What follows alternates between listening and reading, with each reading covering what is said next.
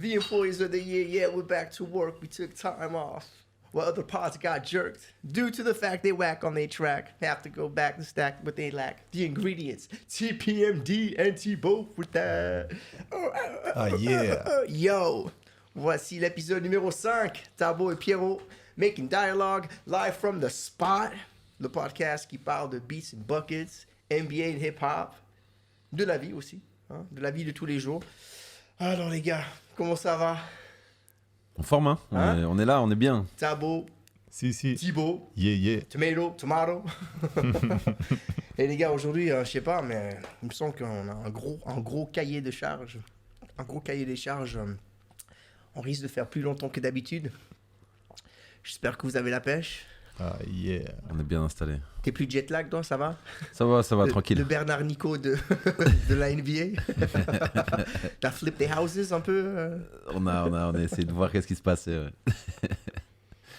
Donc, un gros morceau nous attend. Hein.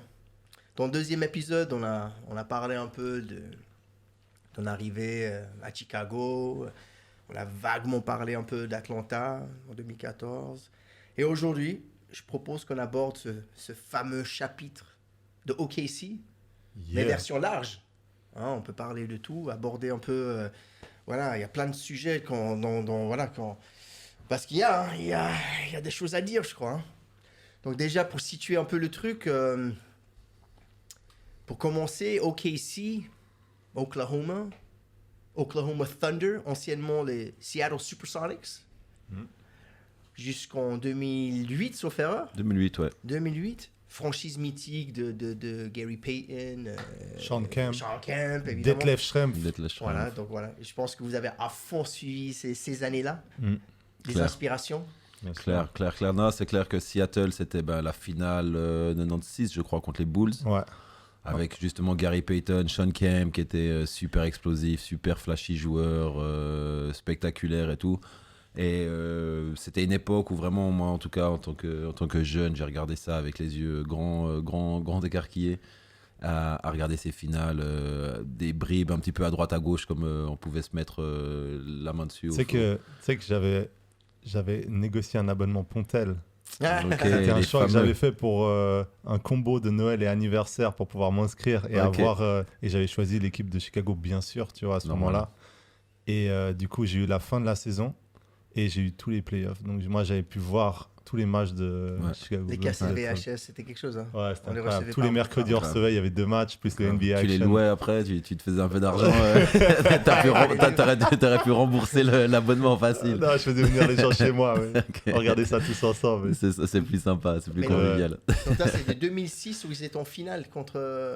C'était 96. Non, C'était la dernière finale de MJ. Non, la première de quand il est revenu. Première quand il est revenu, ouais. Après, il a battu 2 fois Bien vu, Utah. Et Thibaut. 2 fois Utah, ouais, c'est juste. Ouais. Donc Oklahoma, qui avait aussi déjà accueilli donc, les Pélicans de la Nouvelle-Orléans, c'est dans la saison 2005-2006, Ok. suite à l'ouragan de Katrina, qui avait détruit toute la région de la Nouvelle-Orléans avec ses inondations. On a tous vu ces images. Hein. Ouais. D'ailleurs, on se souvient, je ne sais pas si tu te souviens toi Thibaut, mais il y a eu ce fameux moment de Kanye West où il dit George Bush doesn't like black people. En direct, lors d'un téléthon comme ça, pour récolter de l'argent avec Mike Myers, l'acteur de Austin Powers, entre autres. Est-ce que toi, tu as vu ça en direct, Tabo? Alors, Katrina, c'était 2005. Ouais, je crois que j'avais vu, pas en direct, mais j'avais vu Bien les sûr. images, j'avais entendu parler donc de Kanye qui disait ça. J'avais bien entendu vu les images de Katrina, la dévastation à New Orleans, tout ça, c'était horrible, hein, horrible à voir, à regarder. C'est vrai que, enfin voilà, ça mettait une autre perspective aussi sur les États-Unis, sur tout ça, et puis justement Kanye qui vient, puis qui utilise des mots un peu forts pour parler du président, c'était une première quand même. Et puis surtout, c'était à l'époque le président le plus barge de l'époque. Avant, tu vois, Bush, il avait le trophée de... Avant qu'on plus ait pire, avant qu'il y ait pire là-bas encore. Juste. Mais c'était déjà le cas, ouais. Parce que toi, tu as connu donc, George W. Bush et Obama. Tu as eu la transition. Toi, Ouais, c'est juste. Est-ce que toi, ouais. tu as senti une différence étant sur place, en vivant un peu le climat Alors écoute, comment dire? Est-ce qu'il y avait une vraie, tu vois, l'ambiance? Est-ce qu'il y a vraiment the hope, Ouais.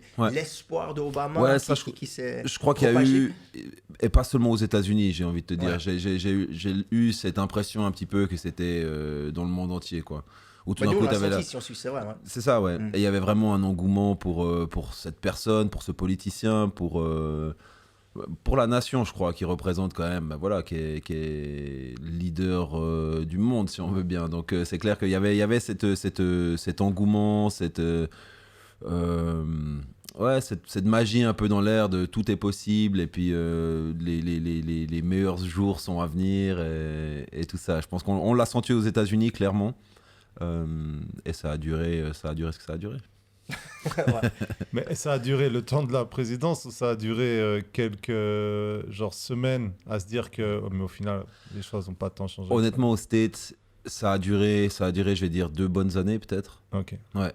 Et après, bien sûr, c'est de nouveau le travail politique. Il y a les élections, des midterms, comme ils appellent ça, où tout d'un coup, il y a quand même Enfin voilà, il y avait des problèmes qu'il y avait à l'époque, la crise dont les États-Unis sortaient. Enfin, il y avait beaucoup de choses et c'est vrai que l'engouement a duré, je dirais, 2-3 années. Puis après, ça a commencé les gens parlaient et la vibe était différente. Donc là, on est en 2009, ça fait quelques années que tu es en NBA, tu commences à capter un peu le fonctionnement du pays. Je pense que tu captes aussi un peu le business NBA, que c'est une grosse machine.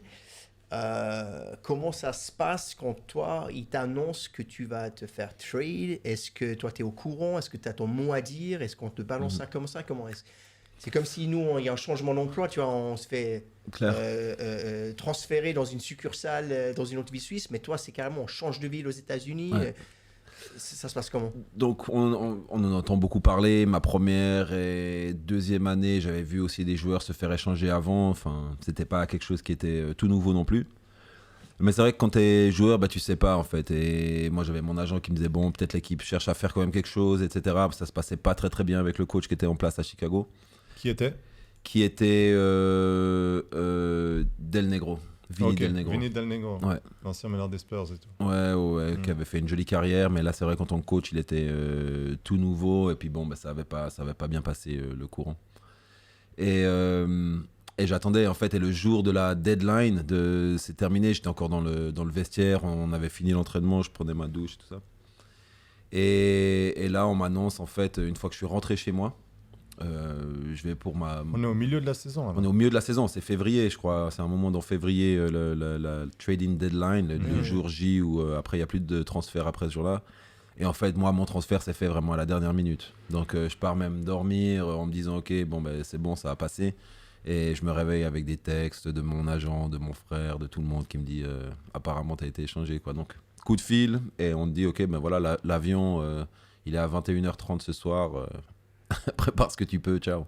Et tu peux capter, excuse-moi. Ouais, vas-y. Tu peux capter tes coéquipiers, leur dire bye et tout, même pas. Si tu les revois, si tu es à la salle, si tu es près du... Oui, sinon, non, tu t'appelles un ou deux s'ils sont là, ils viennent te dire au revoir.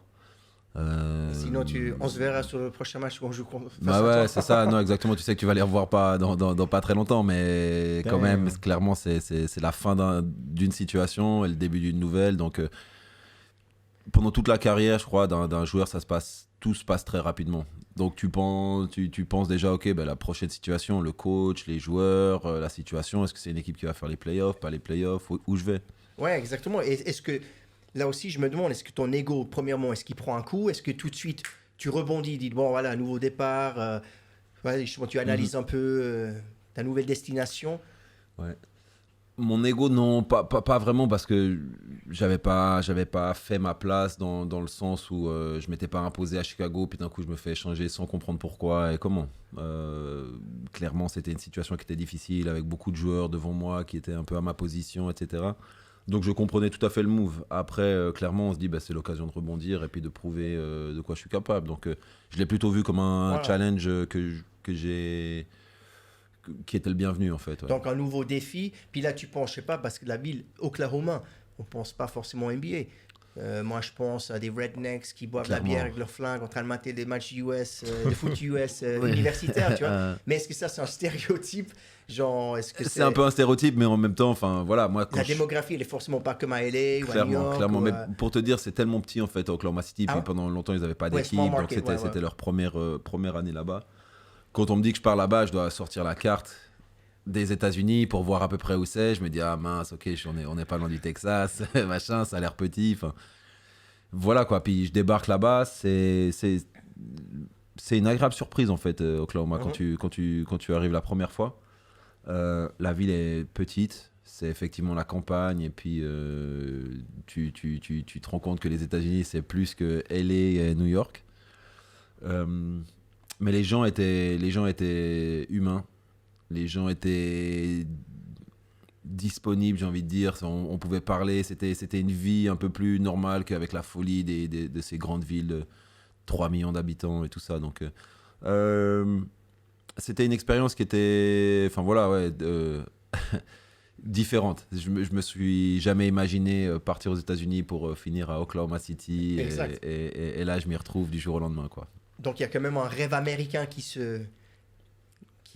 continue enfin, tu vois. Ouais, bonne question. Est-ce que... Alors, il continue clairement parce que sur le terrain, ben voilà, en plus, je fais la rencontre de nouveaux joueurs qui sont bourrés de talent, une équipe où tout d'un coup, on voit qu'il y a quelque chose qui se crée assez rapidement. On finit l'année assez mal, hein, je crois 23 victoires sur Donc, tu dis la deuxième partie de la saison, quand tu deuxième, arrives à voilà, OKC. ouais. Mais eux, sur la saison entière, ils finissent avec 23 victoires sur la saison. Mais c'est vrai qu'en fin de saison, déjà, il y avait une bonne ambiance avec les échanges qu'ils avaient faits, les différents trades, les différents joueurs qui étaient là. Et j'étais très motivé. Non, je me dis vraiment, le truc continue et puis je vais m'y mettre à fond. Je voyais où l'équipe avait aussi besoin de moi dans ce que je pouvais apporter. Tu te voyais bien, donc tu étais confiant. Donc je me voyais bien, là, ouais. J'étais confiant, j'étais motivé. Et au-delà de la ville qui était plus petite et tout ça, on a assez rapidement fait des rencontres avec des gens qui sont des amis encore maintenant. Ok, mortel. Mais on peut revenir juste sur le transfert. Tu avais signé un contrat avec Chicago. À quel moment tu étais encore sous contrat? T'arrivais à la fin d'un... Ouais, tu étais ouais. toujours rookie. C'est Ouais. le contrat rookie en fait. C'était le contrat rookie, ouais. C'était Donc- le contrat rookie, puis je crois que j'avais signé l'option, l'année d'option. Donc j'avais l'année d'après qui était encore garantie, mais contrat rookie encore, ouais. Ok, d'accord. Et donc, quand tu arrives à OKC, ils reprennent ce contrat C'est avec ça. l'option. Mhm. Ok, donc tu sais que Que c'est j'ai encore là-bas une que tu vas devoir... Parce que je pense que quand tu arrives au bout de ça, c'est là où tu sais que tu peux décrocher un vrai contrat en fait. Clair. Ok. Clair, ouais. Et quand tu apprends que... Ok, alors je vais à OKC, c'est quoi ta première réaction? Est-ce que c'est de revoir la team en disant, bon, attends, alors avec qui je vais pouvoir... Au niveau basket, ouais, Ouais, au clairement, niveau basket. ouais, je Parce que vais. d'abord, il y a KD et Westbrook, il n'y a pas encore Harden, c'est ça? Il n'y a pas encore Harden, il y a Westbrook, c'est sa première année, c'est un jeune meneur, on ne sait pas encore s'il va être dans le 5, pas dans le 5. Ok. Mais clairement, il est en train de montrer de quoi Et il ça, est toi, capable de tu faire. ressens ça aux entraînements ou que... Ouais, bien Ouais. Mhm, ouais. Ouais, non, clairement. Puis voilà, une équipe toute jeune, mais on voit que Kevin Durant, ben voilà, c'est un joueur qui est au-dessus, il avait fini rookie de l'année d'avant, choisi deuxième choix de draft. Enfin voilà, tous les espoirs étaient sur lui. Grosse carrière joueur énorme. universitaire aussi Ouais. à Texas. À Texas, exactement. Donc, non, mais on arrive là-bas, on voit que c'est une équipe jeune, mais je vois en tout cas qu'il y a plein de potentiel. Et assez rapidement, en fait, je regarde un peu qui c'est qui est à mon poste, et puis je me dis, ok, il y a moyen de faire quelque chose. Ah ouais, tu sais contre qui tu as été transféré? Contre qui j'ai été transféré, je me souviens même pas. Je sais pas. C'est pas forcément un gars qui a marqué Chicago par Non, la je suite. crois pas, je sais plus. C'est des mais draft picks, c'est des... Peut-être, ouais, je sais plus. Honnêtement, je me suis jamais posé la Bah, c'est question. cool parce que Ok. ça montre qu'en fait, il a pas ça en lui. C'est pas un truc dont t'es pas rancunier. Enfin, je sais pas, t'as pas l'air de... Ouais, encore pas une fois, gardé ça en c'était toi. pas l'ego, puis de me dire, Ouais. et moi je suis plus là, et voir qu'est-ce que l'autre il va faire à ma place. Ouais, Non, ouais. voilà. Comme Draymond c'est- Green qui connaît exactement tous les 34 joueurs qui sont passés avant lui dans le draft, tu sais, d'avoir Ça, cette je sais pas comment dire, bref. Sinon, donc la team chemistry, donc tu sais qu'il y a KD, tu sais qu'il y a Westbrook, Tu sens que vous êtes tous jeunes, mais tu sens qu'il y a quelque chose de... aussi avec niveau coach, est-ce que vous lui faites confiance? Est-ce qu'il a... C'est Scott Brooks. Ouais, Scott Brooks, ouais. Qui était assistant à la base. Il devient coach de l'année avec vous, cette année-là, je crois. Est-ce que vous lui faites tout de suite confiance? Ouais. Est-ce que c'est un leader? Je crois que c'est l'année d'après. Écoute, le coach, moi, j'ai passé pas mal d'années là-bas, mais c'est vrai que c'était pas un coach que j'ai porté dans mon cœur pendant très longtemps. C'est pas quelqu'un qui était extrêmement vocal non plus. Enfin, il y avait un peu une barrière un peu de sa part ou une retenue par rapport à sa façon de gérer un peu. Par rapport à sa façon de gérer, et puis il était assez à écrire exactement à quel moment un joueur rentre et sort sur le terrain, puis vraiment se tenir à ça. Il y avait pas beaucoup de feeling basket pour moi, j'ai trouvé. Peut-être j'ai trop comparé avec ce que j'ai connu avant en Europe, où vraiment les matchs sont plus courts, les choses sont différentes. Mais non, Scott Brooks, c'est pas le coach qui m'a le plus marqué dans ma carrière. Je pense qu'il avait vraiment des outils incroyables dans les mains. Et très honnêtement, je pense qu'il a manqué un petit peu presque d'inventivité, quoi, de pouvoir sortir de simplement ce qu'il avait sur sa feuille de match, et puis sortir un petit peu de son game plan parfois. Parce que qu'est-ce que, d'un point de vue d'un joueur, qu'est-ce qu'un joueur attend d'un coach pour être un leader? Comment est-ce qu'un coach doit sortir le meilleur de chaque joueur? Qu'est-ce qu'un joueur attend Je pense que chaque personne est différente déjà. Donc, de la même façon qu'un CEO, il ne peut pas forcément parler ou demander la même chose à chaque personne. Mais je pense que honnêteté, c'est une des bases de la relation entre joueur et coach, je pense, qui est très important. C'est d'être honnête. Le joueur s'attend à ce que le coach soit honnête, qu'il puisse lui dire quand il ne joue pas bien ou bien, et qu'il ne le fasse pas de façon... Enfin, voilà, avec l'intérêt de l'équipe en tête. Et à part ça, quelqu'un qui communique, tout simplement. Je pense que c'est super important quand on est dans un groupe, on est une quinzaine de personnes sur lesquelles on doit compter les uns sur les autres. Et c'est vrai que ça commence avec le chef d'équipe, le coach, et la communication, c'est super important. Clair. Dans le foot aussi, il y a certains entraîneurs, tu vois, des Mourinho, ils ont une façon de faire devant les médias, mais dans les vestiaires, les joueurs, on dirait qu'ils sont prêts à mourir pour le coach sur le terrain. Ouais. Tu vois, c'est d'avoir cette fibre ouais, et puis, je sais pas, est-ce qu'il y a un côté humain. C'est ça, je crois, ouais. Qu'il faut que le joueur doit capter pour vouloir vraiment aller à la guerre pour lui. Ouais. Donc il était jeune aussi, peut-être, non? Il était jeune, assez peu d'expérience peut-être aussi. Enfin, voilà, puis... je dis ça, en même temps, on a fait des saisons incroyables et des choses incroyables. Donc, je veux dire, c'est juste mon sentiment par rapport à lui et comment ma relation était par rapport à lui. Mais, et tu l'as eu durant tout le parcours à OKC? Ouais. Ou il a bougé un moment? Non, c'était que lui. Ouais. Et là, tu joues évidemment, tu as 3 futurs MVP. Incroyable. Je sais pas combien de jours on pourrait dire ça. Hein. Ouais. Et un défenseur de l'année avec Ibaka. Et vous êtes super jeune. Donc forcément, tu apprends des choses aux entraînements. Vous grandissez ensemble. Il y a une vraie alchimie entre vous. Ouais, clairement. C'est naturel, ça c'est... Ouais. Clairement, c'était vraiment le jour et la nuit par rapport à Chicago, en fait. Ouais. Dans le sens où Chicago, c'était des joueurs qui étaient jeunes aussi, mais peut-être aussi à cause de la taille de la ville, justement, où chacun avait un petit peu ses choses à côté et tout ça.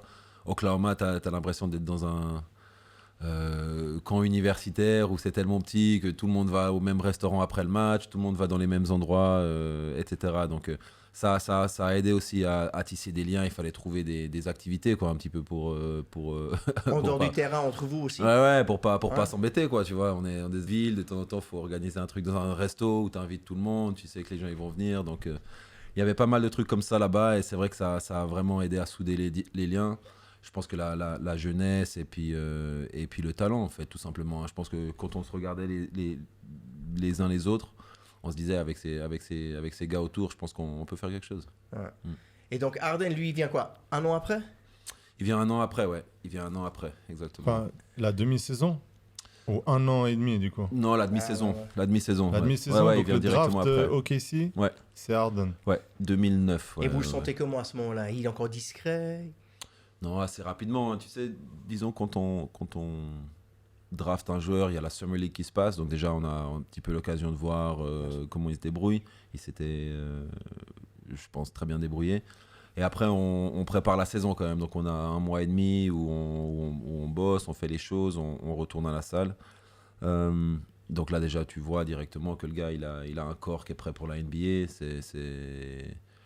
Il n'avait pas encore sa barbe, hein, c'est ça? Il n'avait pas encore sa barbe, ouais. Il a une tête qui était différente, mais...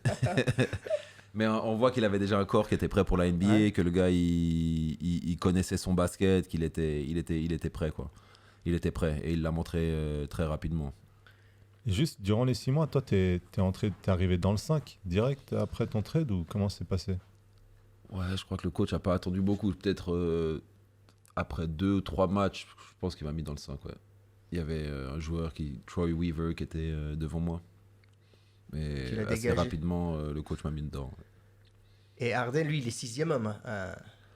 Harden est 6e homme, ouais, quand il... Et ça lui convient, en fait. Ouais, ça convient bien à l'équipe, en fait, parce qu'on a un Russell Westbrook qui est encore tout jeune, qui perd 7 ballons par match, qui a besoin de la balle dans la main, parce qu'il doit passer par là aussi pour justement trouver son jeu et puis devenir un vrai meneur. Et d'avoir James Harden qui vient depuis le banc avec l'équipe qu'on avait qui manquait justement de quelqu'un qui puisse marquer des points comme ça quand Russell et Kevin sont sur le banc. Et KD, il est comme là, ça se passe super bien avec Westbrook. Ouais, au début non, tout va bien. Puis même, je crois que leur relation pendant toute la période où moi, en tout cas, j'étais avec eux à Oklahoma, c'était deux gars qui apprenaient un petit peu à se connaître l'un l'autre, qui voyaient bien qu'ils avaient besoin l'un de l'autre sur le terrain. Ouais. Et en même temps, je crois qu'il y avait comme dans beaucoup de relations, hein, il y avait 2-3 trucs aussi qui coinçaient à droite à gauche, mais dans l'ensemble, vraiment, je pense que c'est une bonne relation et c'est plus sur le terrain après que des fois ça grinçait des dents. Mais quand tu dis justement ils sont au courant qu'ils ont besoin l'un de l'autre, ça c'est super important. Donc je pense qu'il y a un truc qui se crée, il y a... Ouais, écoute, c'est comme dans beaucoup d'équipes. Hein, au final. Une équipe qui gagne, qui a le mojo, il faut ça. Ouais, puis on gagnait pas forcément justement au début. On finit la saison avec 23 matchs gagnés. On n'a pas du tout on n'est pas du tout dans le mode de dire ça y est, là on va dominer la ligue parce qu'il y a James Harden.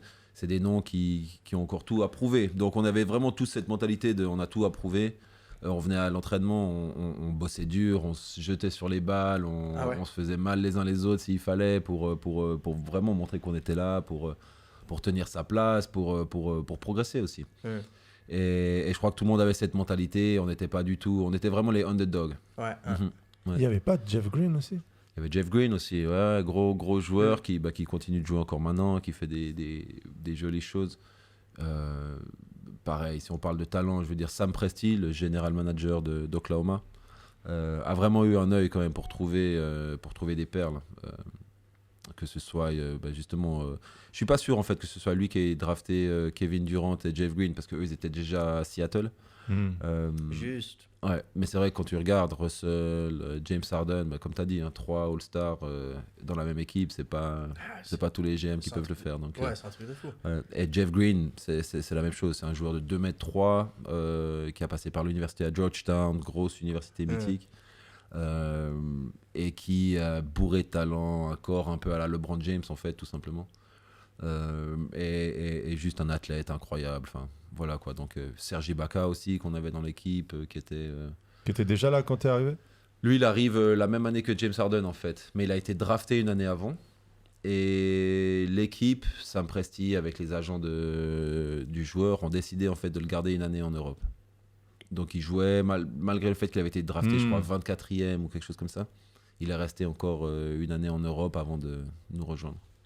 Et comment avec lui? Parce que lui, c'est un gars qui parle français, Ibaka. Ouais, c'est né à Brazzaville, c'est un Congolais. C'était super intéressant. En fait, moi, je partais d'une situation justement où j'avais la chance d'avoir Joachim Noah aussi à Chicago. Ah ouais, juste. Ouais. Donc j'avais un francophone, quelqu'un avec aussi, enfin voilà, des Bien origines délire. Europe, Afrique, etc. Donc plein de choses en commun.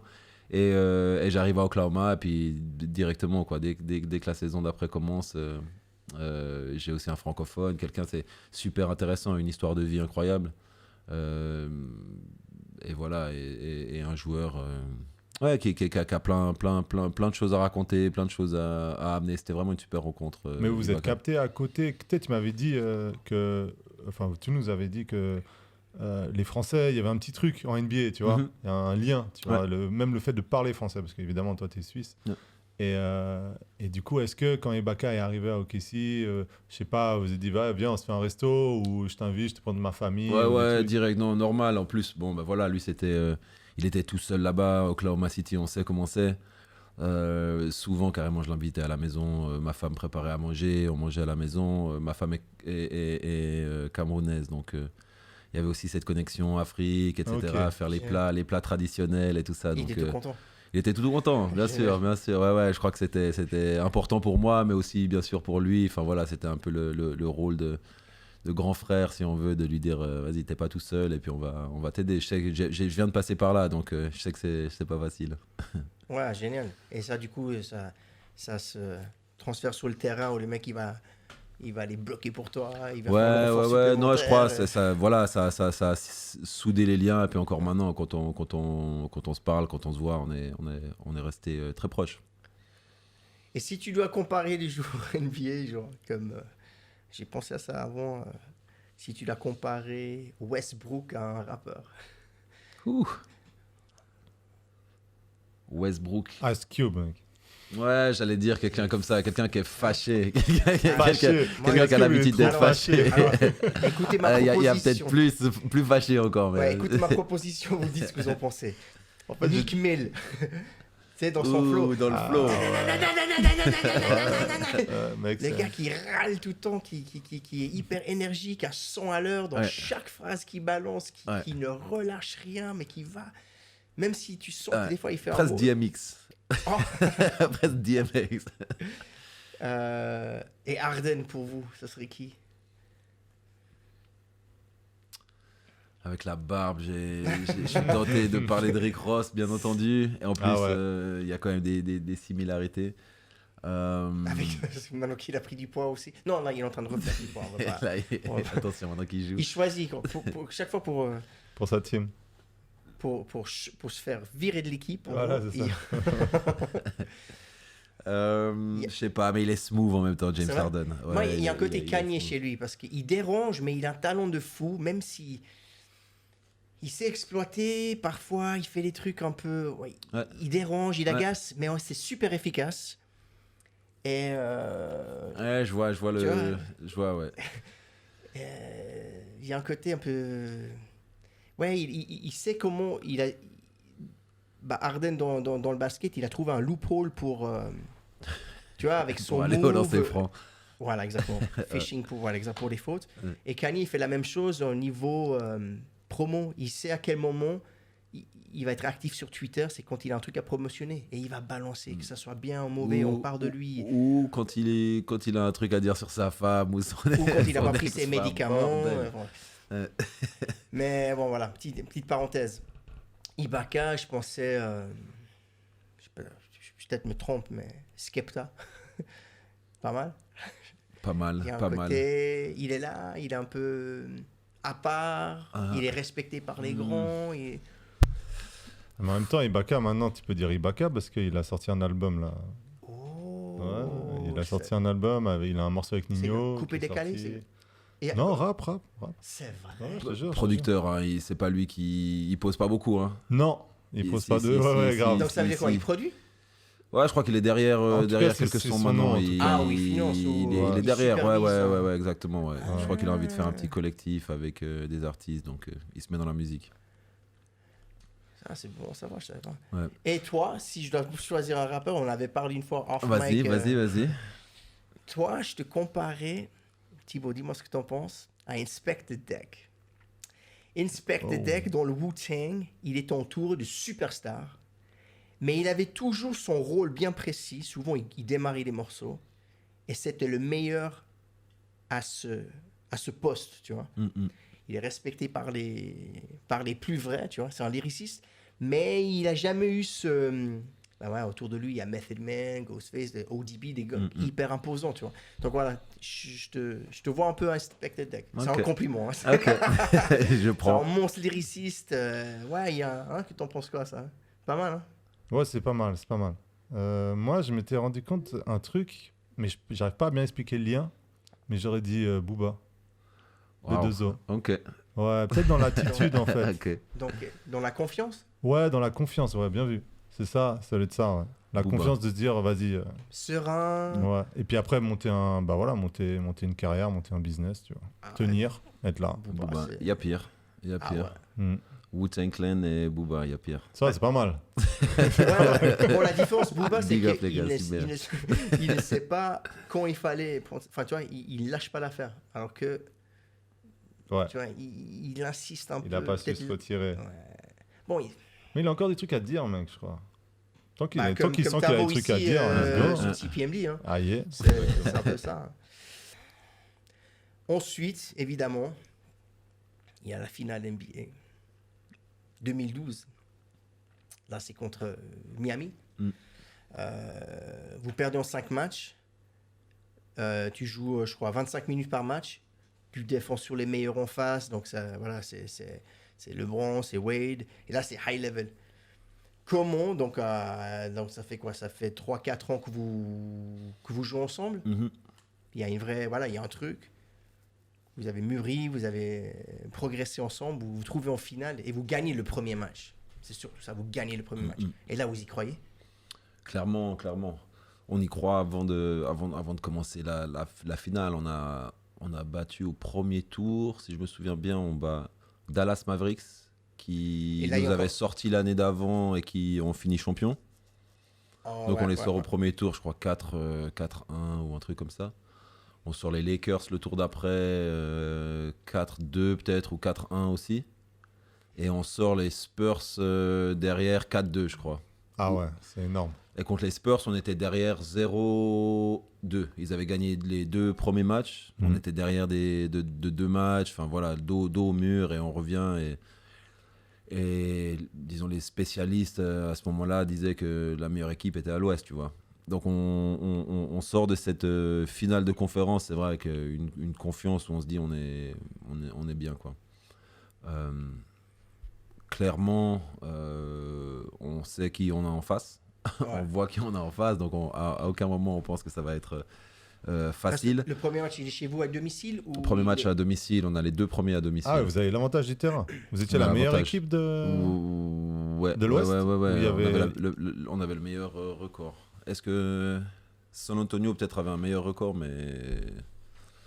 Donc c'était chez eux qui vous battaient de 0, San Antonio. C'était 2 Antonio, victoires à domicile. exactement. Ouais. Ah ok, d'accord. Donc San Antonio était en... Ouais. Ah, ok. Et là, on gagne donc le premier match et à la maison, un match qui n'était pas facile. On a senti qu'on a galéré un peu. En fait, pourquoi on a senti qu'on a galéré, c'est parce qu'on n'a pas réussi à retrouver notre basket. Ils nous ont mis dans des situations difficiles. C'était en plus les finales. Il y a eu des moments dans le match où on était nous-mêmes. Et il y avait des moments dans le match où le moment était plus grand que nous, tu vois. Et ça, c'est dû quoi à... Il y a un côté la naïf, jeunesse. La jeunesse, l'inexpérience. L'inexpérience, ouais, clairement. Parce et aussi, Wade, aussi l'équipe en face. Hein, je veux dire, c'est pas... Enfin, voilà. Ouais, mais qui sont parce qu'il y a aussi l'expérience. Parce qu'à ce moment-là, eux ont l'expérience. Ils ont... Enfin, voilà, ouais, exactement. Ils ont un bagage qui est autre que ce que nous on a. Un quoi. sacré Big Three. Hein, ça, c'est monstrueux. Ouais. Avec des années d'expérience chacun. Enfin voilà, donc premier match on le gagne, deuxième match on le perd. On part à Miami pour 3 matchs de suite en fait. Donc à l'époque ça se faisait 2, 3 et puis après on aurait eu les 2 derniers à la maison. Et on va à Miami et un match après l'autre on s'en sort pas. Et là, gentiment, vous vous rendez compte, il y a des adaptations. Comment est-ce que... Il y a des ajustements. Là aussi, l'importance d'un coach, peut-être. Il y a des... Je sais pas, avec du recul, est-ce que tu vois qu'il y a eu des choses qui auraient pu être faites différemment? Bien sûr, du moment où on perd, il y a forcément des choses où tu te dis, bon, là, on aurait pu faire ceci, cela. Après, je vais pas pointer du doigt ni les coachs, ni les joueurs. Enfin, encore une fois, je pense que l'inexpérience, c'était la même chose pour tout le monde, autant nous que les coachs. Hein. Mais voilà, maintenant, ça fait mal. Ça fait mal quand tu as passé 8 ans de match pendant la saison, toutes les playoffs, tu t'es battu, t'es à deux doigts. T'es à deux doigts, t'as vraiment l'impression d'y être. Littéralement, quoi. Et voilà, et match après match, tu te dis, bon, là, ça commence à devenir compliqué. On est derrière 2-1, on est derrière 3-1. Puis au final, on voit les confettis pour Miami, quoi. Puis on rentre à Oklahoma. Une défaite qui reste au travers de la gorge pendant un moment. Clairement. Quand tu dis un moment, ça veut dire quoi? C'est que... Tu y penses pendant déjà tout ton été et même un peu une partie de la saison d'après, tu te dis on était pas loin, quoi. On n'était pas loin. Et tu l'utilises comme motivation, tu retournes au charbon, hein, tout simplement. Parce que souvent, on entend les joueurs dire oui, mais it's a learning experience. Est-ce que c'est du pipeau ou c'est vraiment comme ça qu'il faut le prendre pour déjà pas péter un plomb? Ouais. Alors, de toute façon, c'est comme ça qu'il faut le prendre. Et puis voilà, je pense que quand tu sais que c'est ta dernière saison, et puis que tu arrives là, et puis que tu l'as pas. Comment ça, ta dernière saison? Toi, si quelqu'un il sait que c'est sa dernière saison, c'est différent. Tu te dis, merde, ouais. bon. Là, on est tous jeunes, on se dit, bon, ben voilà, on a une équipe qui fonctionne, on y retourne, quoi. Ajustement. Ouais. Mais en fait, pendant l'été, il y a James Harden qui doit re-signer son contrat. Et au final, en fait, les négociations, ça part un peu... Enfin, voilà. Et au final, il est échangé à quelques jours du début de saison, James Harden. Ouais. Donc là, c'est vrai que c'est... Je me souviens, on en a pas mal parlé avec les coéquipiers. C'était un gros truc quand même pour l'équipe de avec perdre lui James également, Harden. ou... Non, pas tellement avec lui en fait, parce qu'on était persuadés en fait qu'ils allaient trouver un accord. On venait de finir finale, un groupe super jeune. En plus, on parlait pas d'une différence énorme, je crois, à ce moment-là pour pouvoir re-signer James Harden, avec une petite pénalité s'il dépassait la limite de Le fair play. Voilà, ouais, il dépasse une certaine limite de salaire. Voilà, ouais. Et on se disait en fait que ça allait être fait. Et on avait presque l'impression que c'était un peu un coup de bluff de l'équipe de dire il va être échangé, s'il veut pas signer, il va être échangé. Et honnêtement, moi j'y croyais moyennement. Et tout d'un coup, tu reçois le texte, James a été échangé. Ouais. Donc c'est quand même pour l'argent, ou est-ce que c'est peut-être lui qui ne supportait plus sa place, son rôle de sixième homme? Non, c'était pour l'argent. Lui voulait rester. Ah ouais. Ouais. Je crois que non, vraiment c'était. Enfin voilà, ils n'ont pas réussi à se mettre d'accord sur la somme. Ça a bloqué pour. Lui se disait que l'équipe pouvait le faire. L'équipe s'est dit que lui aurait pu faire le geste et au final, voilà. Alors, ce qui est intéressant là, c'est donc suite, on va dire, un échec entre guillemets. Comment rebondir? Donc certains, ils tournent le dos et ils foncent dans l'autre direction. D'autres, ils vont sombrer. Les autres, comment chacun a un peu sa façon de trouver ce petit truc pour oublier ou pour ne pas déprimer, pour se remotiver. Est-ce que c'est peut-être ça fait un échappatoire? Enfin, je sais pas, c'est sa façon de... j'essaie de comprendre de justifier en fait ce move en fait. Ah, pour l'équipe tu dis? Non, de sa part à lui. Lui n'a pas choisi. Ouais, lui n'a pas choisi. Lui il aurait pu peut-être tu vois, si tu choisis l'argent. C'est pas vraiment choisir l'argent, je crois, c'est aussi qu'on y a comment dire, une hiérarchie dans l'équipe. Lui il se dit ok, moi j'ai meilleur sixième de l'année, des stats incroyables quand même. Il avait aussi justement fait l'effort de sortir du banc à quelque part, alors qu'il y avait plein d'équipes qui clairement il aurait pu être dans le 5 de base. Bien sûr. À ce moment-là, c'est pas parce que je sors du banc que je dois prendre un discount sur mon salaire. Okay. Lui, à mon avis, il s'est dit Je dis non, j'ai la valeur d'un joueur qui doit être dans le 5 de base. J'ai accepté de faire cet effort-là. Maintenant, c'est à vous de faire l'effort financièrement. Ouais, je comprends. Et pas me demander de faire l'effort et sur le terrain et financièrement. Mais juste, est-ce qu'on peut revenir à la saison avant le titre? Est-ce que tu sens que là, vous allez aller aussi loin? Genre, à quel moment vous vous dites ça si c'est pas au début de la saison? Ouais, comme je disais avant, en fait, on finit la saison où je me fais échanger à 23 victoires, je crois. Ouais. Mais je sens qu'il y a vraiment quand même quelque chose qui se passe. On finit la saison bien, quoi. On finit la saison comme si on était au milieu de saison, quoi. Tout le monde est bien, est frais, ça joue bien au basket. Et on traîne ça de la deuxième saison. Dès le début de saison, on se retrouve l'été. Et ça, c'est ton option on bosse. sur le contrat? À ce moment-là, mais sur ton option, t'as pas grand-chose à dire. S'ils veulent te re-signer, tu re-signes. Ouais. Donc voilà, j'étais sur mon année d'option de contrat, mais j'avais pas. Enfin, je crois que même quand j'étais déjà à Chicago, j'avais déjà signé cette option-là. Ok. Ouais. Donc eux ont juste décidé, ok, ils vont me garder, et puis voilà. Donc c'est pas vraiment des choses que j'avais en tête à ce moment-là. L'été se passe super bien. Je repars à Oklahoma assez tôt dans l'été et puis en fait on enchaîne sur une super saison où on gagne 50 victoires. Donc ça c'est quelle saison? Ça c'est la saison avant, il me demandait la saison avant 2010 du coup, 2011-2012. Ah ok. Ouais, ou 2010-2011 2010-2011 excuse. Et là vous arrivez, donc vous êtes en play-off? Ouais, on va en play-off, on se fait sortir par les Lakers je crois 4-2.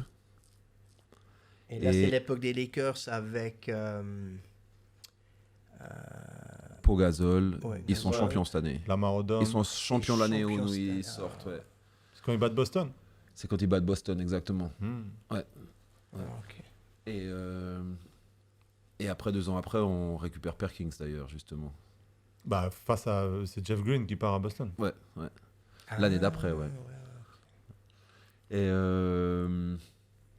Et donc on fait cette première expérience en play-off. Et ouais, là, je me dis vraiment, on a un truc spécial avec cette équipe. Il y a eu quelques petits remaniements, justement, 2-3 joueurs qui sont plus là, etc. Enfin, il y a toujours... Mais les 5, 6, 7 joueurs majeurs de l'équipe sont autour. Nick Collison aussi, on n'en a pas parlé. C'est le blanc qui shoot?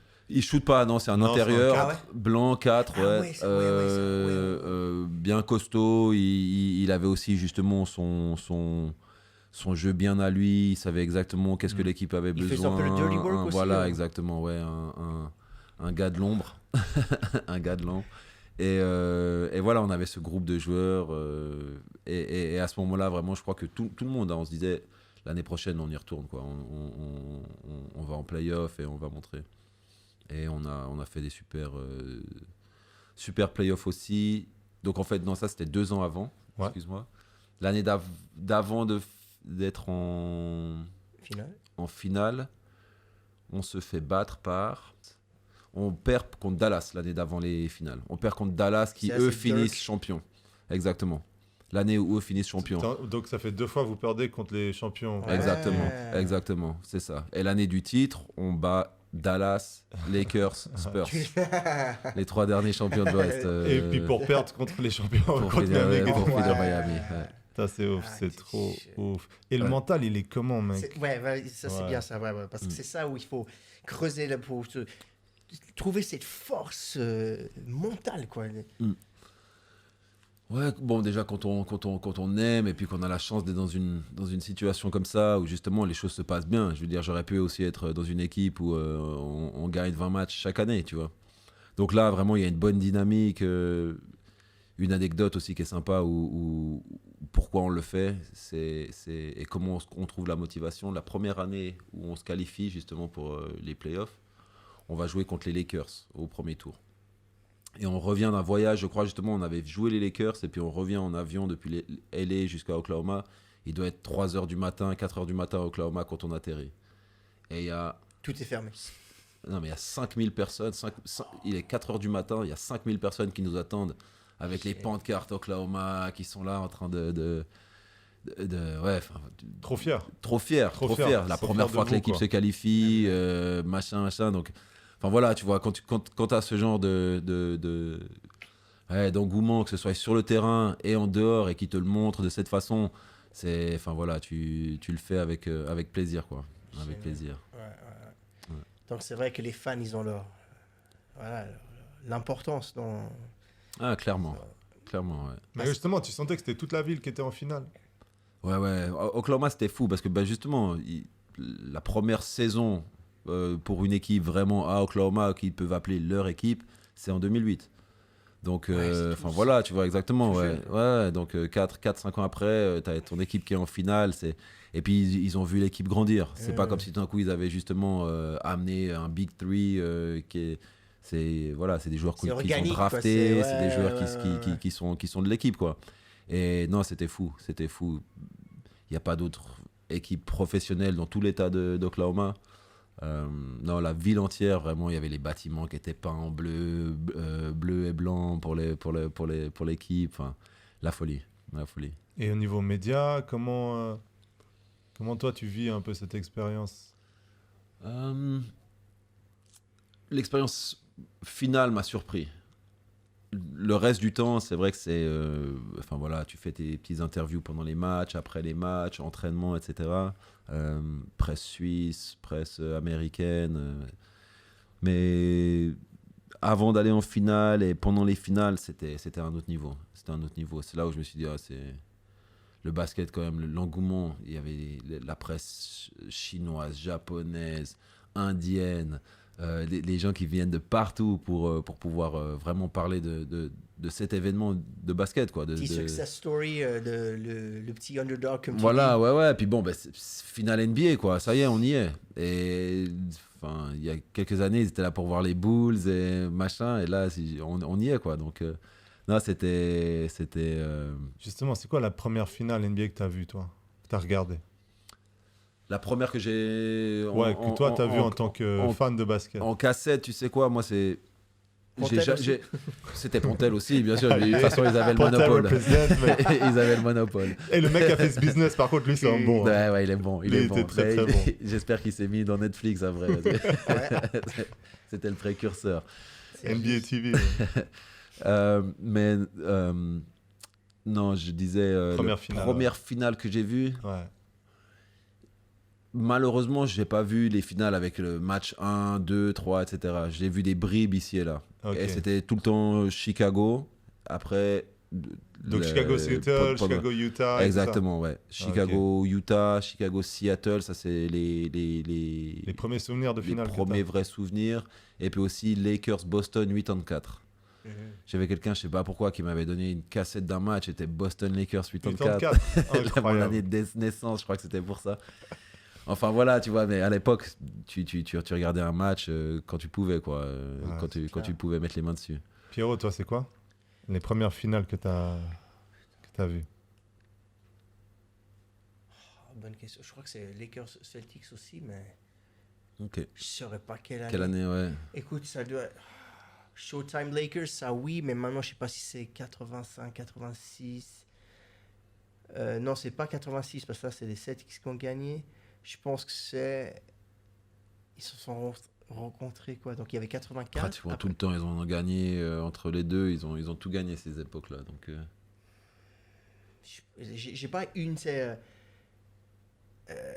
flagrante où je sais que c'est ça. Je en fait, pas dire. Mais c'est même pas forcément genre celle que tu as le plus vécu, genre en tant que fan de basket. Ouais. Tu vois Seattle, Chicago pour moi. Ouais. Ah ouais. C'était le retour de MJ. Incroyable. Ouais. Toi, c'était laquelle?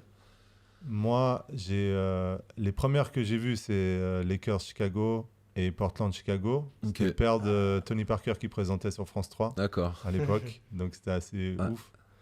Mais celle que j'ai le plus vécue, c'est... on avait mentionné Seattle Chicago, mais Phoenix Chicago. Parce que sur Eurosport, avec Kevin Johnson. Ouais, c'est juste. Avec Kevin Johnson, Dan Meyerly, tout Barclay, ça. Ça aussi, c'était. Ça, c'est les deux que j'ai. Grave. Charles Barkley l'avait fait. il a fait son nom là aussi à ce moment-là un peu. Ouais. C'était là où tout d'un coup les gens, ok, Charles Barkley. Et le New York Houston personnage, après le en truc. fait, parce qu'il y a la retraite de Jordan. Ouais. Et New York Houston c'était en clair sur Canal Plus aussi. Ok. Et ça je l'ai vachement vécu Ça, aussi. c'est quand Ok. Jordan a pris sa retraite. Ouais. Il y a les Rockets qui font leur doublé. Ouais, c'est ça. Et puis Avec les Twin c'était Towers, New York ça. surtout, mec. Moi, j'étais John Starks de toute façon, donc tu vois, voir ça, j'adorais, tu vois. Clair. Bonne transition, parce que du coup, j'avais envie de te demander sur... OKC, c'était un des plus grands what ifs. Donc, tu sais... Ouais. Et si...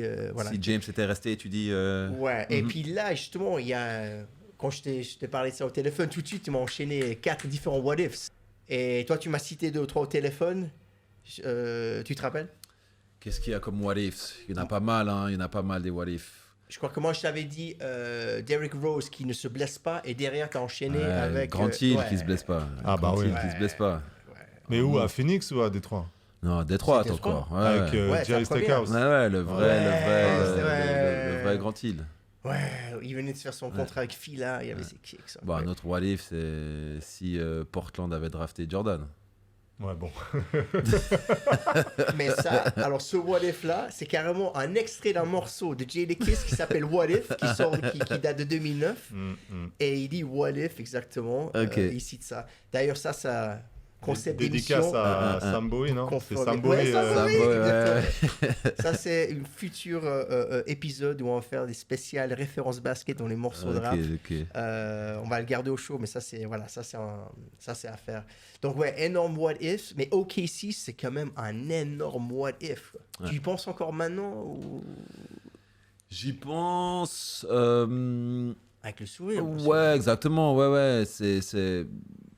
Ça aurait pu changer les choses. Ça aurait pu être. Parce être qu'Harden différent. part en premier.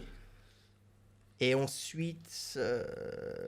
Ensuite, KD, hein, KD qui se fait Durant draguer. qui part en 2016, je crois, 2015-2016. Apparemment, déjà en 2015, il y avait des agents qui commencent à parler de cette possibilité-là. Et toi, tu pars en quelle année? Moi, je pars 2013. 2013. Pour donc les Hawks. Les Hawks. Une ouais, année après, en Atlanta. fait, alors. Non, 2 ans. 2 ans. Je fais juste après l'année de MVP de Kevin Durant. C'était son année MVP 2013. 14 2013-14 Non, 2012-2013, j'ai envie de dire. Ah ouais. On va en finale 2011-2012. Ah ouais, alors l'année d'après. Après la finale que vous avez perdue, vous avez fait quoi en playoff, tu te rappelles? Ouais, on perd contre Memphis avec Russell Westbrook qui se blesse. Ok. On perd contre Une Memphis. des rares fois qu'il se blesse aussi, parce que le mec. Une des rares fois qu'il se blesse, ouais. UCLA, il a fait tous ses matchs. On avait fait une saison où tout d'un coup on avait perdu un peu la flamme et ça s'était soldé avec Russell qui se blesse au premier tour contre Memphis et puis on finit par perdre ou deuxième tour peut-être, mais rien d'incroyable. Ouais. Et l'année d'après, je crois que c'est l'année où Kevin Durant finit MVP. Mhm. Et après, c'est l'année où voilà, free agent pour moi et départ à Atlanta. Et quand tu départs à Atlanta, comment ça se choisit? Est-ce que tu penses à ta famille, tu penses au climat, tu penses à géographiquement quelque chose de plus près de chez toi en Suisse, tu penses évidemment potentiellement sportivement avec les coéquipiers. T'as pas le choix, ça se passe comment? Non, on fait un petit peu justement un mix de plusieurs choses qui sont sur la liste des priorités. La situation basket, bien sûr. Le coach, après l'équipe aussi. Et après, bien sûr, la ville, qui c'est qu'ils ont dans l'équipe, si j'en connais ou pas, etc. Ça vient quand même au second degré, mais c'est des éléments qui sont importants aussi. Pour moi, ça a toujours été important quand même de rester plutôt East Coast, etc. C'est vrai que quand il y a... Donc c'est un facteur. C'était un facteur quand même, ouais, c'était un facteur, disons dans le sens, cette année-là, quand je fais le choix d'aller à Atlanta, les 2 dernières équipes que j'avais sélectionnées, c'était Toronto et Atlanta à ce moment-là. Donc voilà, je discute avec ma femme et puis ouais, un peu à l'opposé l'un de l'autre. C'est pas pareil. Hein. Ouais. Bon, alors. Donc comment choisir? Ouais, après c'est voilà, c'est comment est-ce qu'on pense, comment est-ce qu'on sent l'équipe, comment est-ce qu'on voit le truc. Et là, tu as vraiment le choix et ça se négocie. Tu dis, je serais prêt à prendre moins d'argent, mais plus pour aller par là-bas. Ouais, après tu négocies, tu discutes avec une équipe, l'autre, qu'est-ce qu'ils sont prêts à offrir, tu discutes avec les coachs, comment ils voient ton rôle dans l'équipe, tout ça. Et ça se passe en combien de temps, ça? Ça dépend. Hein. Ben, des fois, on l'a vu pendant les étés. Des fois, ça se passe en quelques jours où le joueur il sait plus ou moins où il veut aller. Et puis, ou des fois, ça se passe en plusieurs semaines. Ou même où il dit oui, comme Dwight Howard, à la dernière seconde. Et après, il change. Il fait un demi-tour. Et le mec, il fout. Ouais, c'est Dallas, ça, non? C'est Jordan. Hein. Tu parles de Jordan des Clippers, là, quand Dallas avait essayé de le récupérer. Et puis, Chris Paul était allé le chercher. Tout ça. Il y avait une discussion à minuit, un truc trop obscur. Pour qu'il reste aux Clippers. Bien sûr. Ouais. Non, il y a eu toutes sortes de choses. Après, c'est les dominos un peu. Les gros joueurs, les gros joueurs sur la liste qui tombent d'abord, puis après les équipes qui font en fonction. Et parce que là, il faut savoir tourner la page. Il faut savoir... c'est comme, je sais pas, que ça soit dans un couple, à un moment donné, on dit, bon, allez, il faut assumer le truc, on part... Une relation qui se finit, professionnellement aussi, peut-être, voilà. Et toi, tu dis, c'est le moment de partir. Ouais. Ça se fait naturellement, tu sens au fond de toi-même que c'est... Ouais, j'avais l'impression qu'on était un peu à la fin d'un cycle. Ouais. Et que voilà, on avait vécu ce qu'on avait à vivre là-bas. Ma femme aussi, après 5 ans, justement, dans un petit marché comme Oklahoma... commençait à sentir qu'elle avait fait un petit peu le tour aussi et moi basketballistiquement parlant voilà, j'étais prêt pour quelque chose de nouveau, de me relancer dans quelque chose de différent. Toi, tu as eu des gens comme ça qui t'ont un peu pris sous l'aile, des mecs in the gym? Pas vraiment. En plus, j'étais un grand fan de Hakeem Olajuwon. C'est vrai que quand j'ai vu qu'il faisait les trucs pour les big guys, là, il faisait des camps. Je suis pas un big guy, mais c'est vrai que ça m'aurait parlé de pouvoir aller le voir. Non, à Chicago encore une fois et à Oklahoma en fait. Hein, j'ai pas vraiment eu l'occasion d'avoir un de ces anciens joueurs légendes qui reste autour de l'équipe et qui prend sur lui de prendre les joueurs un peu dans la salle et tout ça. Donc, on avait des très bons assistants coach, mais pas d'anciens joueurs comme ça. Et même dans l'équipe, il y avait Kendrick Perkins là, mais sinon il y avait qui comme OG dans cette équipe à l'époque du titre, là. Enfin, pour la course au titre. Ouais, il y avait Nazir Mohamed. Ok. À un moment, il y avait Caron Butler qui était là aussi. Et il y avait Derek Fisher. Ah. C'est ça, hein. Derek Fisher, Il a joué les finales. Il était en... Est-ce qu'il a joué les finales? T'as pris sa place, toi, non? Non, non, c'est lui qui est venu après. Ah ouais. Est-ce qu'il a joué les finales, Derek Fisher? Ouais, je crois, ouais. Ouais, je crois qu'il était avec nous pour les finales, ouais. Ouais, on avait quelques anciens quand même, on avait quelques OG, comme tu dis. Et ils avaient leur rôle, genre même au niveau du mindset, tout ça, parce qu'un Derek Fisher, il a eu ses titres quand même, donc c'est ça, lui, il savait comment, ouais, exactement. Il savait comment aborder une finale. Est-ce que ça vous a aidé, genre?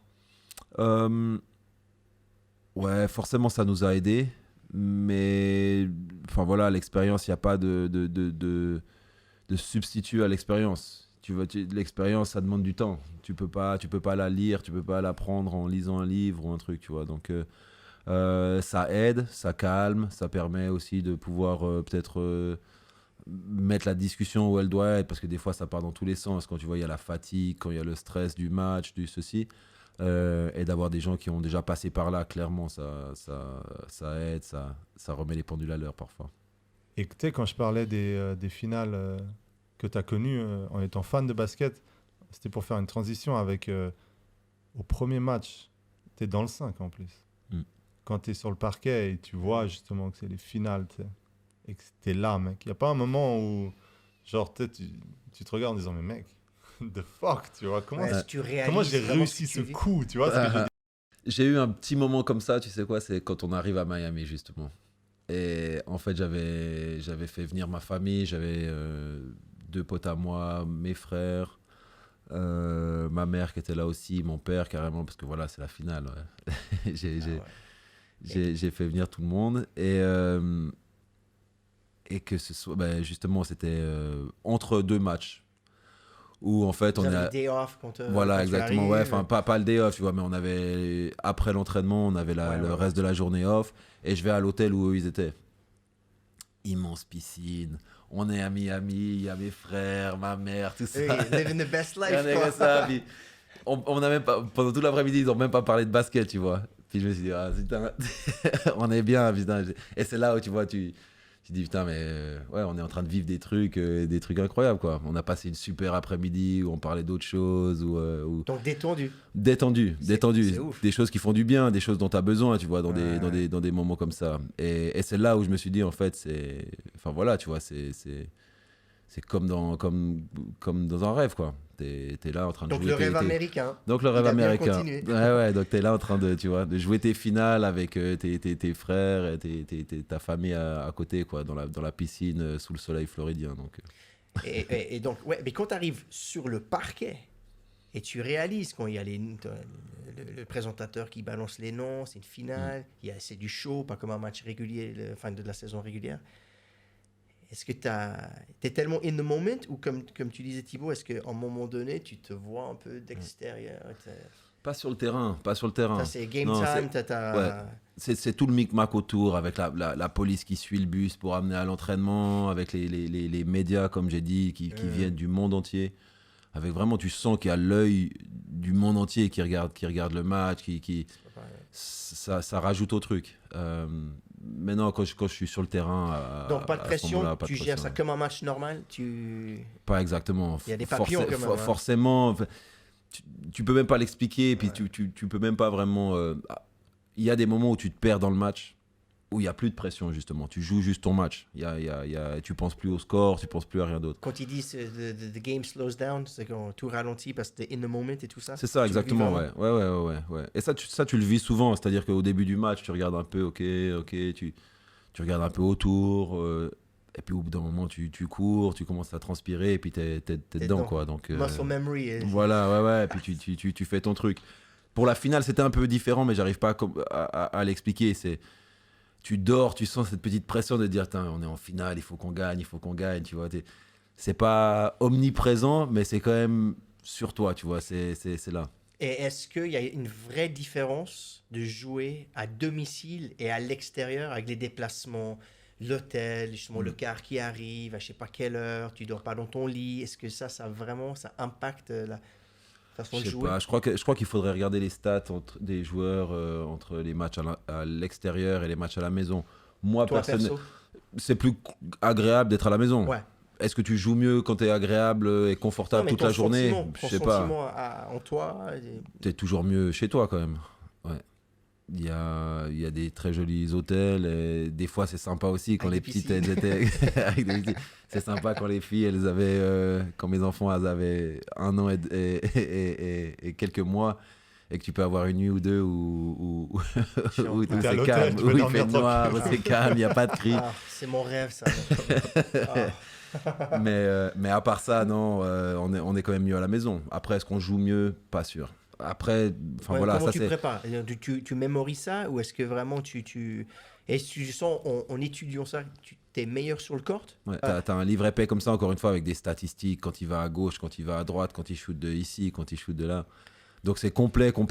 Alors pour moi, c'était beaucoup de comprendre un peu la philosophie de l'équipe. Quand j'étudie contre qui on allait jouer, la Miami en l'occurrence, et d'essayer de trouver justement les tendances des joueurs. Je crois que c'est pour ça qu'en général, j'étais bon contre les Kobe Bryant, Dwayne Wade. C'est des joueurs, ils ont tellement l'habitude de faire ce qu'ils font qu'il y a certaines tendances, en fait, ils y pensent même plus, ils le font. Et quand tu peux étudier ça, puis te dire, ok, là, je sais, quand il a de ce côté, en général, il va faire la feinte ici. Puis... Donc moi, j'aimais bien regarder ce genre de choses. Regarder les matchs, regarder les actions, regarder où ils reçoivent la balle, qu'est-ce qu'ils font avec la balle à ce moment-là. À quel moment tu le sers, à quel moment tu lâches un petit peu. Exactement, Parce que exactement. justement, il y a un moment, et ça, à un moment donné, tu es sur LeBron et tu t'écartes pas mal de lui. Tu lui donnes l'espace pour pas qu'il puisse te pénétrer et te dépasser. Et à un moment donné, donc je crois qu'il était 2 sur 11 au shoot, donc pour toi, je pense que c'est un truc qui est en train de fonctionner. Et à un moment donné, tu lui donnes cet espace-là et tu le dare. Vas-y, shoot. Et il le met. Mais genre, je crois que c'est pas le tournant du match, mais à un moment donné, il a chopé son momentum et ça a switché un truc. Toi, tu te rappelles de ces genres d'actions? Non. Par contre, si tu me dis LeBron, effectivement, à cette époque-là, quand on le joue en finale, c'était quelqu'un, tu préférais lui donner un peu d'espace parce que c'était pas quelqu'un qui allait shooter à 45% à 3 points. Donc, tu préférais lui donner un peu d'espace parce que dès qu'il partait au panier, c'était voilà, inarrêtable. Ouais, inarrêtable. Dwayne Wade, tu sais, qu'il allait faire ses dribbles, après il allait faire ses feintes. Combien? 3? Ouais, en général, feinte, exactement. Et ouais, chaque joueur avait ses tendances. J'ai appris ça assez rapidement en fait, parce que les premières fois quand j'étais à Chicago, le coach me mettait sur le terrain, c'était justement pour défendre sur des gars. Je jouais vraiment guard à l'époque, donc on me mettait sur des gars beaucoup plus petits. Et j'avais un peu... Enfin voilà, tu vois, t'es impressionné, tu joues contre les meilleurs joueurs du monde. Vas-y, je vais être physique contre lui et tout ça, et les gars me passaient autour.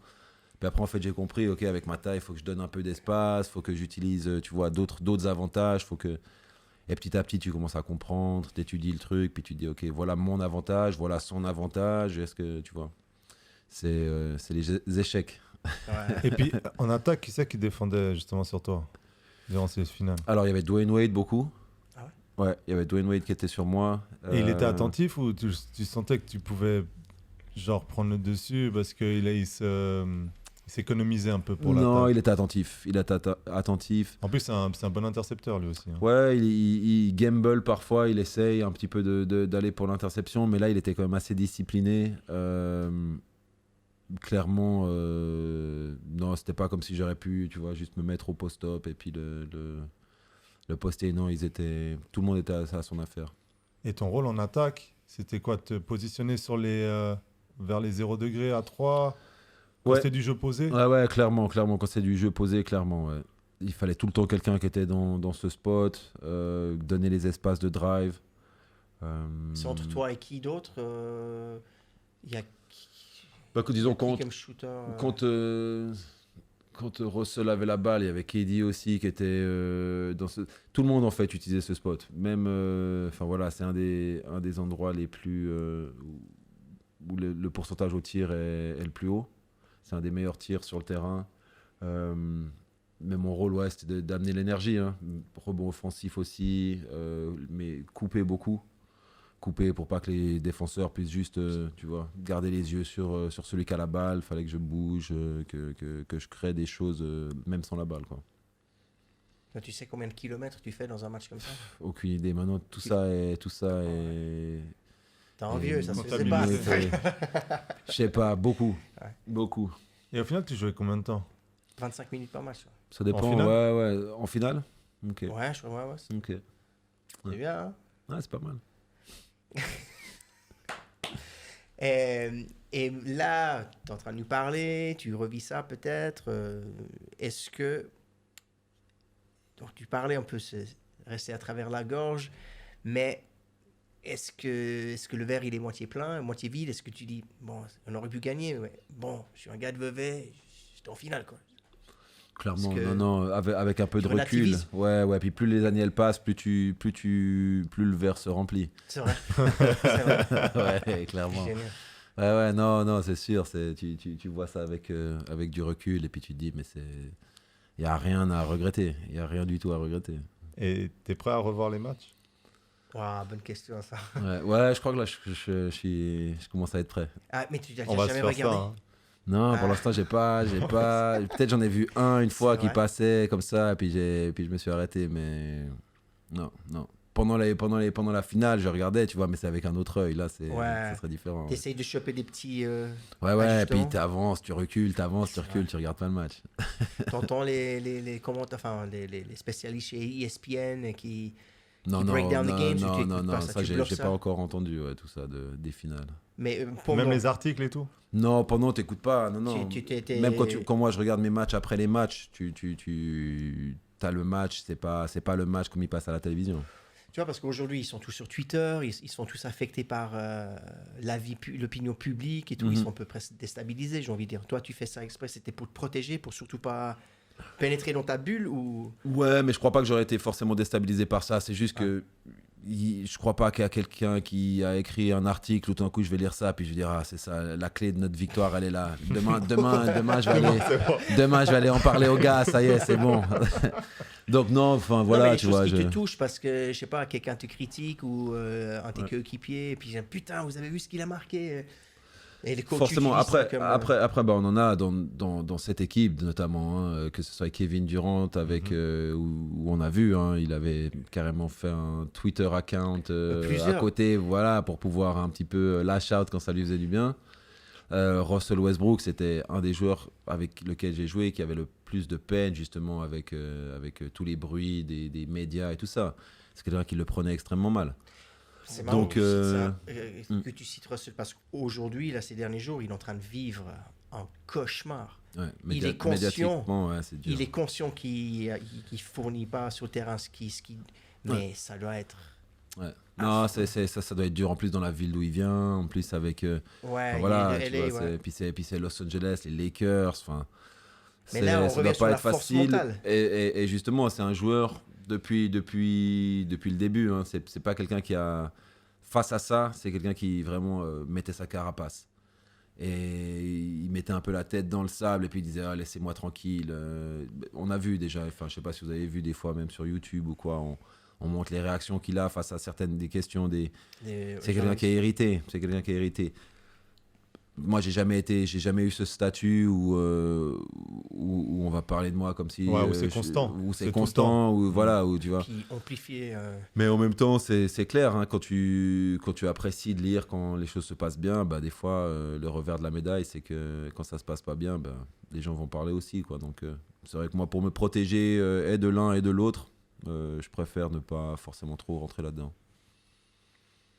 Tu disais que c'était assez petit au OKC, donc du coup, vous avez quand même fait la fête dans un club à un moment donné ou... C'est vrai, on a sauté les strip clubs. Ouais, comment c'était comment là-bas les strip clubs, c'est avec tous les habits bien fermés. non, Oklahoma, c'est Bible Belt. Bible Belt. C'est comment ils appellent ça. Ils appellent ça la ceinture de la Bible. Tout ce qui est au-dessous d'Oklahoma, c'est super religieux. Faut pas. Donc géographiquement, les États-Unis. Voilà, il y a la ceinture. Et puis à Oklahoma, justement, c'est là où il y a la ceinture. Et c'est plus en bas ou c'est juste au-dessus du Texas, Oklahoma. Ouais. C'est assez au centre des États-Unis, mais à partir de là, ils disent justement qu'il y a plus d'églises que de supermarkets, tu vois, là-bas. Ouais, ou même plus d'églises que d'habitants. Mais il y avait quand même un club Il y avait un club ou deux. En fait, ce qu'on a fait, c'est que même justement vers les fins de saison, playoff, tout ça, ma femme et moi, on avait un ami qui tenait un resto. Et on avait commencé à organiser des petits trucs où après les matchs, on se retrouvait avec toute l'équipe. Il y avait à manger, même l'équipe, enfin tu vois, ils savaient, donc ils nous avaient donné des trucs pour que les gars ils mangent bien, ils faisaient venir un chef carrément pour que les gars ils mangent bien. Donc voilà, on trouvait à se divertir. Mais genre, est-ce que tu t'es retrouvé à t'ambiancer, tu vois, genre sur du son avec Durant, Westbrook, ou tu sais, genre vous êtes à l'aise? Est-ce que Harden était déjà le mec dans les strip clubs comme aujourd'hui, tu vois? Ouais, mais alors... Il y a eu quelques soirées, justement des 31 décembre, des trucs comme ça, où c'est la fête, même à Oklahoma City. Donc, voilà. Mais il y avait un club ou deux clubs dans toute la ville, tout le monde les connaissait. Mais pour Nouvel An et tout ça, après, ça fait... on trouvait quand même... On avait assez de jeunes gens de vingtaine d'années. C'était chaud à s'ambiancer aussi, ces gars, justement, les Ibaka, tout ça. Ouais, la plupart, mais pas... Enfin, comme n'importe quel jeune de 25 ans, mais en même temps avec quand même quelques responsabilités le lendemain. Donc, C'est vrai qu'on n'a pas on parlé de faisait mollo. son, mais il y avait des gros sons qui passaient en club. Ouais, disons quand t'es dans la boîte de nuit, c'est comme le reste des States hein, en termes de musique et tout ça. Mais clairement, tu sens que t'es dans une petite ville. Je sais pas comment dire. On n'a pas parlé, enfin, à un moment donné, je voulais parler un peu de la démographie, mais c'est quoi le pourcentage de Renois, de Blancs Ouais. Alors, les statistiques, je les ai pas, mais il y a beaucoup de Renois. Je pense qu'ils sont. Oklahoma, c'est tout près d'une ville qui a été assez fameuse, c'est Tulsa. Je ne sais pas si vous avez entendu parler, il y a eu ce gros truc, hein, le massacre de Tulsa, etc. etc. C'était une ville, vraiment une partie d'Oklahoma, quoi, où c'était des business florissants, noirs, etc., afro-américains, machin. Donc il y a aussi cette communauté, moi c'est vrai que c'est quelque chose qu'ils ont ça a été détruit hein, ça a été détruit, ouais, à l'époque, il y a longtemps par le gouvernement américain. Enfin bref, allez vous renseigner. Mais pour tout ça, pour dire que Oklahoma, c'est les États-Unis, c'est le sud plus ou moins des États-Unis avec tout l'historique qu'on connaît. Donc il y a bien entendu des Afro-Américains, des Renois, Mexicains aussi. On n'est pas loin du Texas. Il y a vraiment tout ce que tu vois aux États-Unis. Qui est là et c'est une ville en fait où il y a presque plus de mixité que beaucoup des grandes villes en fait parce que finalement les gens sont plus proches les uns des autres, il y a peut-être moins des écoles un peu justement élitistes et tout ça, les gens sont plus proches en accès simplement les uns des autres et ça crée du métissage, ça crée des choses qui sortent un peu de l'ordinaire. Comme je l'avais déjà dit, aux États-Unis, c'est vrai que c'est c'est ce qui m'avait choqué avec Chicago et même par la suite avec certaines autres villes. C'est à quel point les gens sont séparés. À leur place. À leur place, ouais. Et finalement, Oklahoma, on arrive là-bas, on nous dit redneck, tout ça. Et alors, c'est vrai, les gens ont des accents de ouf, tu les comprends pas, t'as l'impression qu'ils parlent même pas anglais. Mais on voyait les couples mixtes avec des bébés métis et tout ça, donc c'était rafraîchissant. Et même dans l'équipe, tout, il y avait des couples mixtes, tout ça. Dans l'équipe, il n'y avait pas beaucoup de gens d'Oklahoma. Mais... Ouais, c'est clair. mais oui, aussi, ouais. Il y avait ma femme qui est restée très bonne copine avec la femme de Russell Westbrook, justement, qui lui aussi était un de ceux en couple. Il n'y avait pas tout le monde qui était en couple. Donc, ça, lui, c'est... rangé avec sa femme, tranquille, il sort pas. Westbrook ? Ouais, il paraît. Ouais, il sort assez peu. Ouais, c'est un gars qui il a besoin de toute son énergie pour jouer comme il joue sur le terrain. Mais c'est vrai que c'est un gars qui est assez sérieux, c'est un gars qui fait pas tellement de remous, qui est pas le gars qui va le plus sortir et faire des folies. Donc peut-être juste la sape. Juste les abus. Juste la sape, ouais, il vient souvent à Paris pour les Fashion Week. C'est lui qui a commencé ça quand même, hein, quand on était à Oklahoma, justement. C'est vrai? Ouais, tu le voyais se balader dans les rues, dans la Main Avenue, hyper... alors au début, c'était pas aussi excentrique, et puis c'était juste pour les matchs. Ouais, pour les entrées. Ouais, puis comment ça a commencé, c'est avec des chemises et puis des lunettes. Je sais pas si vous vous souvenez de ça. Ouais, ils mettaient des chemises bariolées et tout ça, puis avec des lunettes un peu à la Steve Urkel. Et puis petit à petit, ça a évolué vers quelque chose de, quelque chose de plus. Maintenant, il a une marque d'habits carrément. Okay. Ouais. Honor the Gift. Honor the Gift, ok. Ouais, c'est tout un personnage quand il s'agit de la sape, Russell. Tout un personnage.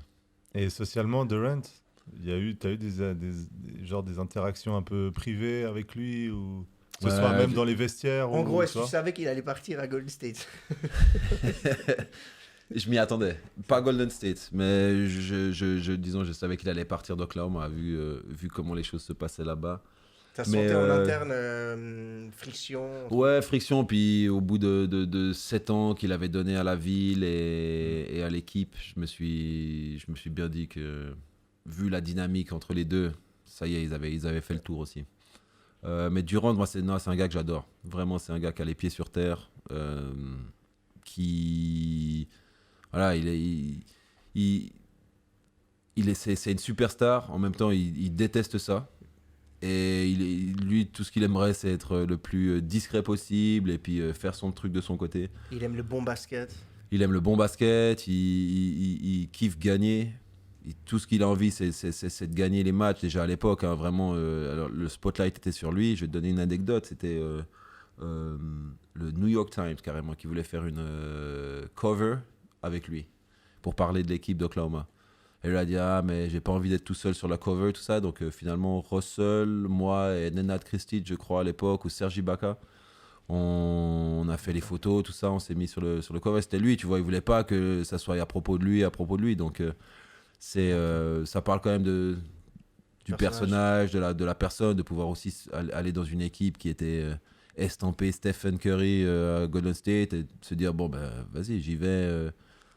Même si les gens me voient comme le géant Kevin Durant, moi je suis juste le basketteur Kevin Durant et puis j'ai envie de jouer avec Steph Curry, quoi. Donc ça parle aussi quand même, ouais, et puis malgré tout ce que les gens peuvent dire et tout ça, moi je respecte ça de la personne en tout cas. Ouais. Sa décision moins, parce que quand t'es comme ça bon et puis qu'il y avait d'autres options en NBA, il a trop fait changer la balance. Mais après je respecte sa décision en tant que, tu fais en tant que personne, quoi. Tu fais ce que tu veux. Mortel. Et si t'avais un son qui résume ta période à OKC? Ouh. Donc c'est quoi, 2009 à 2014, ça y est? Ouais. Bonne question. Un son qui représente ma période à Oklahoma City. T'as quelque chose en tête quand tu poses la question? J'aurais dû préparer un minimum. C'est une bonne question. C'est comme ça, là, bam. Ça risque d'être un son français par contre. Booba. Ça y est, c'est moi maintenant, c'est mon alter ego, ça y est. Ah ouais, tu faisais écouter du rap français Ah ouais. à tes gars là? Dans chaque équipe où j'ai été, j'avais un jour dans la muscu où je mettais mon son. Ok. Alors c'était soit son rap français. C'est quoi un jour? Un jour, ouais. Un jour où la salle de muscu, c'est toi je pouvais mettre le son. J'imposais. Donc, soit rap français, soit son sud-africain ou nouveau son un peu nigérian, tout ça. Donc, ouais. Alors. On diversifiait un petit peu. Je vais revenir sur le son, j'ai pas en tête maintenant, mais... Ok, t'inquiète. Même les prochains épisodes. Yeah. Tranquille. Bon, en tout cas, c'était vraiment, vraiment cool. On te remercie.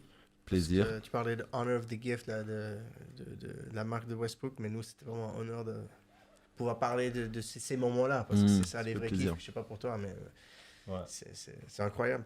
Et que ça soit dans le naturel, donc vraiment, live from the spot. TPMD, back in business. On remet ça bientôt.